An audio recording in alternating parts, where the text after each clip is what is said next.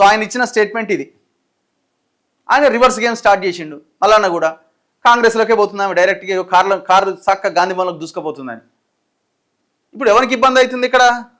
ఇప్పుడు కౌంటర్ ఎవరి మీదకి పోతున్నది? కాంగ్రెస్ వాళ్ళకి మీదకి పోతుంది కదా. మరి పొన్నం ప్రభాకర్ని మహేష్ గౌడ్ చేత మాట్లాడించింది ఎవరు? రేవంత్ రెడ్డా లేకపోతే ఇంకెవరైనా ఉన్నారా?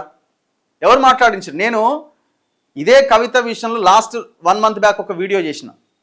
రేవంత్ రెడ్డి పక్కన ఏవి రెడ్డి అని ఒక ఆయన ఉంటాడు. ఆయన మొత్తం రియల్ ఎస్టేట్ బిజినెస్ చూస్తూ ఉంటాడు. ఈ వీళ్ళ కాంగ్రెస్ రేవంత్ వీళ్ళకి సంబంధించింది. ఈ కవిత మాదాపూర్లో ఒక రియల్ ఎస్టేట్ ఆఫీస్ ఓపెన్ చేసింది. ఈమె తెచ్చిన ఫైళ్ళు, ఈమె దగ్గరకు వచ్చిన ఫైళ్ళు, వాళ్ళ ఫైళ్ళు, వీళ్ళ ఫైల్ అంతా కలిసి దాని కేంద్రంగా మొత్తం ఈ రియల్ ఎస్టేట్ ఫైల్స్ క్లియరెన్స్ వ్యవహారం దందా నడుస్తున్నదని మాదాపూర్లో ఒక ఆఫీస్ పెట్టిరని నేను లాస్ట్ 1 month బ్యాక్ ఒక వీడియో చేసిన. ఆ వీడియో చేసిన తర్వాత నా ఆఫీస్ దగ్గర కూడా ఈమె బ్యాచ్ రెక్కీ చేసింది. వీడి బయటికి పైకి పోవడానికి లేదంతా రెసిడెన్షియల్ కాంప్లెక్స్ ఉంది, బయటికి ఎప్పుడు వస్తుంది, ఇట్లా రెక్కీ చేసిపోయారు. అది నాకు తెలిసిన తర్వాత నేను ఆ విషయాన్ని మీడియా ముఖంగా నేను చెప్పలేదు, కానీ ఇన్ఫర్మేషన్ పాస్ చేసిన.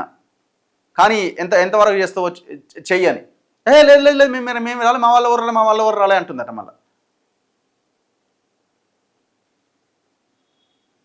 సో ఇప్పుడు కాంగ్రెస్ వాళ్ళకి ఏమి ఇబ్బంది?